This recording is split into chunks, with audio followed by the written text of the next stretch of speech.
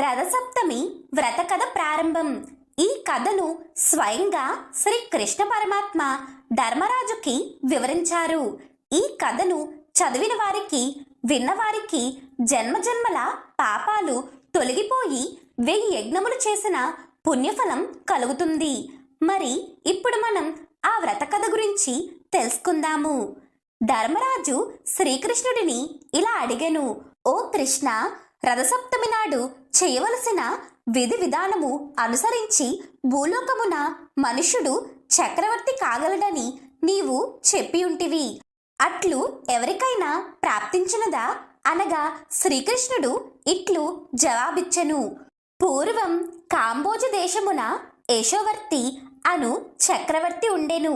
ఆయన వృద్ధాప్యమున ఆయన కుమారులందరూ సర్వ రోగముల చేత బాధపడుచున్నారు.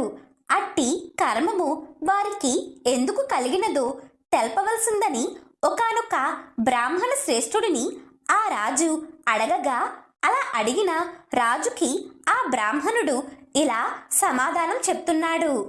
ఓ రాజా, మీ కుమారులు పూర్వ జన్మలో వైశ్యకులమున జన్మించి మిక్కిలి లోబులై ఉండిరి. అందుచేత వీరు ఇటువంటి రోగములకు గురి కావలసి వచ్చింది. రోగ నివారణకు రథసప్తమి రోజున జరుగు కార్యక్రమములను చూడవలెను. ఆ విధముగా ఆ వ్రతమును చూసినంత మాత్రమున దాని మహత్యముచే వారి పాపములు తొలగిపోతాయి.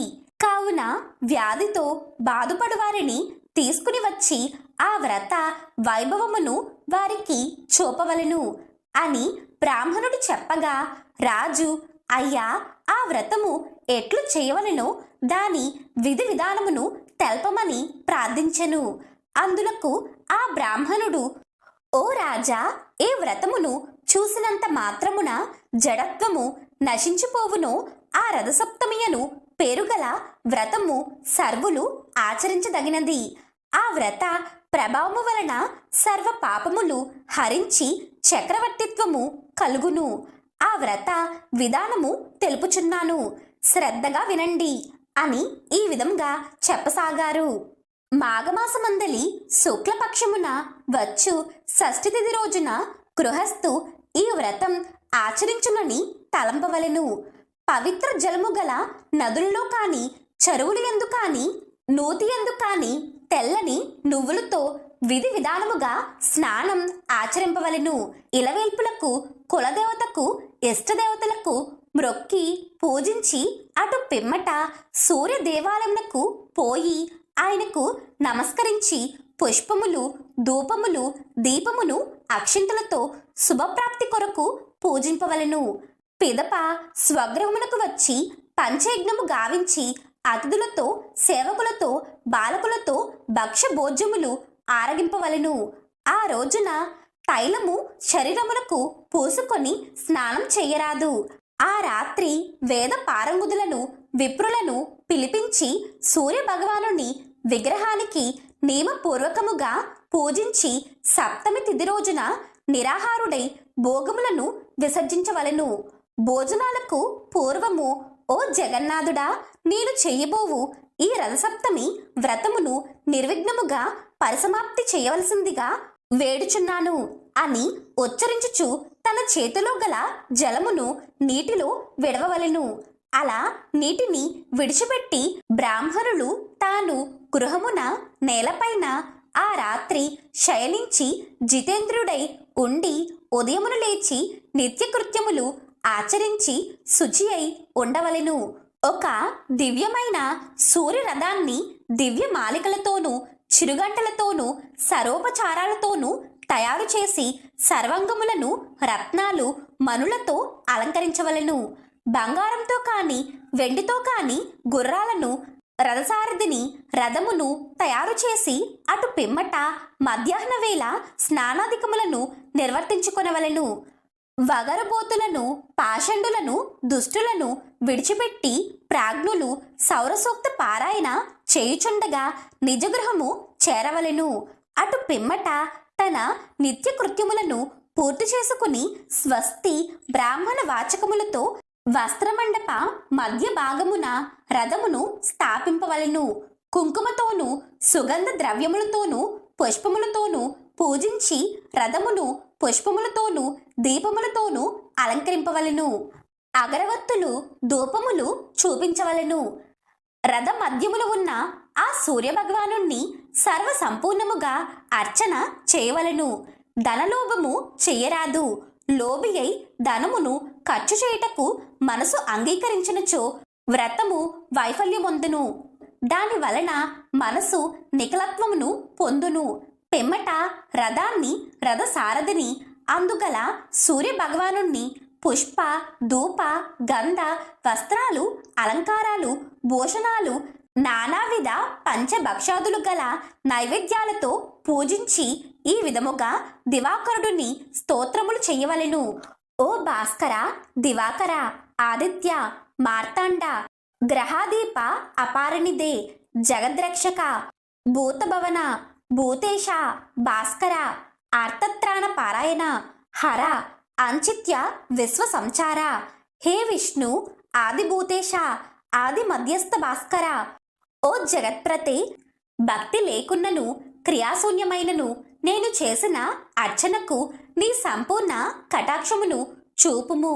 ఈ విధముగా మనసులో తాను వేడిన కోరికను సఫలీకృతము చేయవలెనని ఆ భాస్కరుడిని ప్రార్థించవలెను. ధనహీనుడైనను విధి ప్రకారమున అన్ని కార్యములు చేయవలెను. రథసారథి గుర్రములు వివిధ రకాల రంగులతో లిఖించిన బొమ్మలు ఏదైనను జిల్లేడు ప్రతిమలతో సూర్య భగవానుడిని శక్తి కొలది పూర్వము చెప్పినట్లు విధి విధానముగా పూజించవలెను. ఆ రాత్రి జాగరణ చేసి పురాణ శ్రవణ మంగళ గీతాలతో మంగళ వాద్యాలతో పురాణ కథను వినవలెను. పిమ్మట రథయాత్రకు బయలుదేరి సూర్య భగవానుడిని మనసులో ధ్యానించవలెను. ప్రాతకాలమునే లేచి విములుడై స్నాన కృత్యములు నిర్వర్తించుకుని బ్రాహ్మణులకు తృప్తిగా భోజనమును పెట్టి వివిధ రత్న భూషణాలతో ధాన్యాదులతో వస్త్రాలతో తృప్తి పరచవలెను. అట్లు చేసిన అశ్వమేధ యాగము చేసిన ఫలము లభించును అని బ్రహ్మ విధులు చెప్పిరి. పిమ్మట యథాశక్తి దానమును ఇయ్యవలెను. ఆ రథమును తమ పురోహితులైన గురుదేవులకు రత్న వస్త్రయుగంతో సమర్పించవలెను. ఆ విధముగా చేసినచో ఎందుకు జగత్పతి కాకుండును. కావున సర్వయత్నముల చేత రథసప్తమి వ్రతము ఆచరించుట వలన భాస్కరుడి అనుగ్రహము కలిగి మహా తేజులు బల పరాక్రమవంతులయ్యి విపుల భోగములు అనుభవించి రాజ్యమును నిష్కంఠముగా చేసుకొందురు. ఈ రథసప్తమి వ్రతమును చేసినచో పుత్ర పౌత్రాదులు కలిగి చివరన సూర్యలోకమున చేరుడు. అక్కడ ఒక కల్పకాలమున చక్రవర్తి పదవి అనుభవించును అని ఆ శ్రీకృష్ణ పరమాత్మ ధర్మరాజుకు చెప్పుచున్నాడు. ఈ విధముగా ఆ ద్విజోత్తముడు సర్వ విషయములను చెప్పి తన దారిన తాను పోయెను.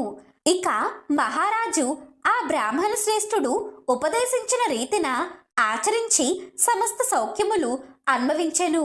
ఈ విధముగా ఆ రాజపుత్రులు చక్రవర్తిత్వమును పొందిరి. ఈ కథను భక్తితో ఎవరు విందురో వారికి బాణుడు సంతసించి మంచి ధనధాన్య సంపదని ఇచ్చును.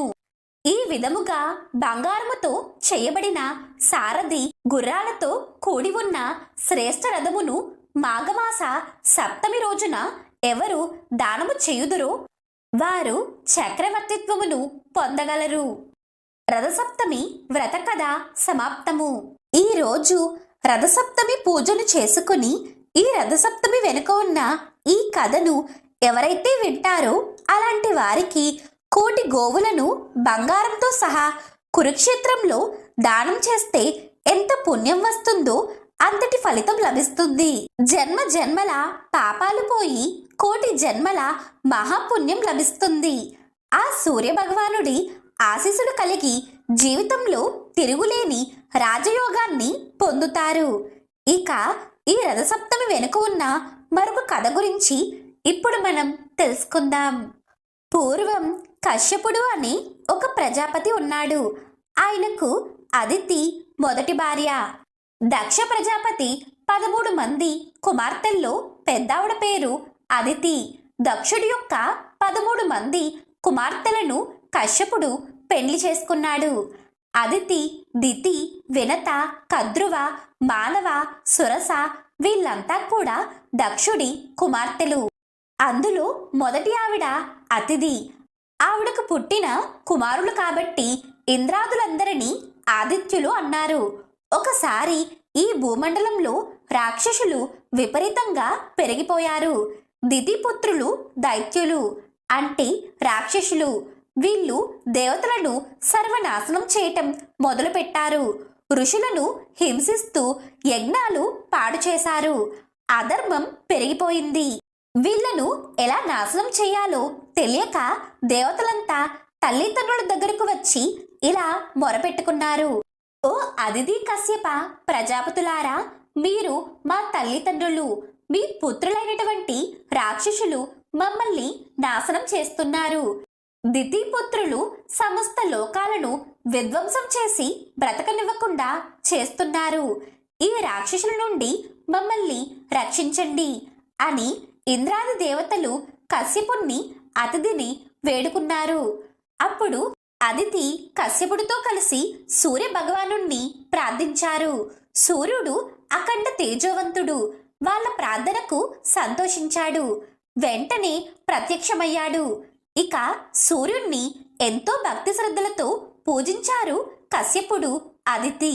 దానికి ఆ సూర్య భగవానుడు ఇలా అన్నాడు, మీకు ఏం వరం కావాలో కోరుకోండి అని అనగా దానికి వారు ఇలా అన్నారు, స్వామి, రాక్షస సంహారం కోసం నువ్వు మా కడుపున పుట్టి లోకములను నాశనం చేస్తున్న దైత్యుల్ని సంహరించు, యజ్ఞములను రక్షించు, ఇంద్రాది దేవతలకు స్వర్గం వచ్చేలా చెయ్యి, ధర్మ సంస్థాపన చెయ్యి అని ప్రార్థించగా దానికి ఆ సూర్యభగవానుడు తదాస్తు, నేను మీ కడుపులో ప్రవేశించి మళ్ళీ అవతరిస్తాను, కొడుకునై పుడతాను అని వరాన్ని ప్రసాదించారు. ఇచ్చిన మాట నిలబెట్టుకుని అదితి గర్భంలో కశ్యప ప్రజాపతి ద్వారా ప్రవేశించాడు సూర్యభగవానుడు. అదితి సూర్యుణ్ణి తన గర్భంలో ధరించింది. సూర్యుడి తేజస్సు అతిథి గర్భంలో ప్రవేశించింది. 1000 సంవత్సరాల పాటు అతిథి గర్భం ధరించింది. అంటే సూర్యుణ్ణి అతిథి తన గర్భంలో 1000 సంవత్సరాలు మోసింది.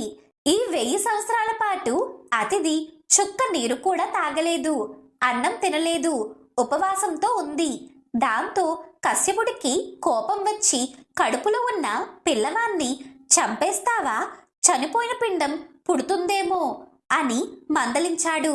అప్పుడు ఆవిడ, బెంగపడకు, కడుపులో ఉన్నవాడు సామాన్యుడు కాదు, మహాత్ముడు పుడతాడు, ఉపవాసం ఉన్న కొద్దీ ఇంకా బలంగా పుడతాడు అన్నది. అలా అనగానే కడుపులో నుండి పిల్లవాడు బయటకు వచ్చాడు. ఈ విధంగా అతిథికి కశ్యపుడికి ఇచ్చిన మాట నిలబెట్టుకుని సూర్యభగవానుడు కొడుకుగా పుట్టిన తిథే మాఘమాసం శుక్లపక్షం సప్తమి తిథి. దీనిని ఈరోజు మనం సూర్య జయంతిగా, రథసప్తమిగా జరుపుకుంటున్నాం. విష్ణు స్వరూపుడైన సూర్యభగవానుడు అతిథికి, కశ్యపుడికి జన్మించినటువంటి దివ్యతిథి ఈ రథసప్తమి. ఈ విధంగా సూర్య భగవానుడు అతిథికి జన్మించి ఆదిత్యుడిగా పిలువబడుతున్నాడు. ఆ భగవంతుడు వెంటనే 7 గుర్రములు గల రథమెక్కి ఆకాశ మార్గానికి వెళ్ళిపోయి తిరిగి తన సూర్యబింబంలో లీనమైపోయాడు. 7 గుర్రములు గల రథం మీద ఆ స్వామివారు సప్తమి నాడు తిరిగి తన సూర్యమండలానికి వెళ్ళిపోయారు. కనుక దీనికి రథసప్తమి అని పేరు వచ్చింది. సూర్య భగవానుడు పుట్టగానే తల్లిని, తండ్రిని అనుగ్రహించి దీవించి వారి కోరిక మీద మిట్ట మధ్యాహ్న సమయం కల్లా 7 గుర్రముల రథమెక్కి సూర్యమండలం చేరుకున్నాడు. అలా సూర్యుడు పుట్టగానే ఆయన చేతిలో తామర పువ్వుతో 4 చేతులతో జన్మించాడు. శంఖం, చక్రం, అభిహస్తం, తామర పువ్వుతో జన్మించాడు. ఇక అదితి, కశ్యపుడు ఇలా అన్నారు, నాయనా, నీవు మా కుమారుడివై పుట్టి మమ్మల్ని తరింపచేశావు. దేవతలను, మానవుల్ని, ఋషులను, సమస్త లోకాలను విధ్వంసం చేస్తున్న రాక్షసుల్ని సంహరించి దుష్ట శిక్షణ చేసి ధర్మ సంస్థాపన చెయ్యి అని ప్రార్థించారు. అప్పుడు ఆయన అనురుడు అనే వాణ్ణి రథసారథిగా చేసుకుని 7 గుర్రములు గల రథం మీద బయలుదేరి చేతిలో కోదండం ధరించి ఆ కోదండానికి బ్రహ్మాస్త్రం, ఆదిత్యాస్త్రం, ఆగ్నేయాస్త్రం లాంటి అస్త్రాలు సంధించి రాక్షసుల్ని విధ్వంసం చేశాడు. ఈ విధంగా ఆయన విజృంభించి రాక్షసుల్ని చంపి శరణు అన్న వారిని రక్షించి పాతాళ లోకానికి పంపించాడు. ఆ రోజు దుష్ట శిక్షణ చేసిన తిథి రథసప్తమి. ఇక దుష్ట శిక్షణ జరిగాక బృహస్పతి వచ్చి భక్తి శ్రద్ధలతో సూర్యుణ్ణి ప్రార్థించి, ప్రభు, 7 గుర్రములు గల రథం మీద సూర్యమండలం చేరావు, దుష్ట శిక్షణ చేశావు అని దేవతలందరూ ఎంతో సంతోషించారు. ఇక ఇప్పుడు సూర్యుని రథం యొక్క విశేషాలను తెలుసుకుందాం. సూర్యుని రథానికి చాలా ప్రత్యేకతలున్నాయి. ఇది పూర్తిగా బంగారంతో చేయబడిన రథము. ఈ రథము 7 గుర్రములతో నడపబడి ఉంటుంది. వాటి పేర్లు గాయత్రి, బృహతి, ఉష్టిక, జగతి, త్రిష్టుప్, అనుష్టుప్, పంక్తి అని వీటి పేర్లు. సూర్య భగవానుని రథసారథి అనురుడు. ఇతనకు కాళ్ళు లేవు. నిత్యం రథాన్ని నడుపుతూనే ఉంటారు. సూర్య భగవానుని రథం పేరు సప్త, అంటే అశ్వం అని అర్థం. ఈ సప్తకు ఒకే చక్రం ఉంటుంది. ఇది సంవత్సరానికి సంకేతం. ఈ చక్రానికి 6 ఆకులుంటాయి. ఇవి 6 ఋతువులకు చిహ్నం. సూర్యుడి నుంచి మనకి 7 కిరణాలు వస్తాయి. వాటి పేర్లు సుషుమ్న, హరికేశు, విశ్వకర్మ, విశ్వవ్యాచ, సంపద్వసు, అర్వాదము, స్వరద్వసు. ఇవి ఈ 7 కిరణాల యొక్క పేర్లు. సప్త స్వరాలకి, సప్త దీపాలకు, సప్త ఋషులకు, సప్త గిరులకు, సప్త సముద్రాలకు, సప్త లోకాలకు కూడా ప్రతీక.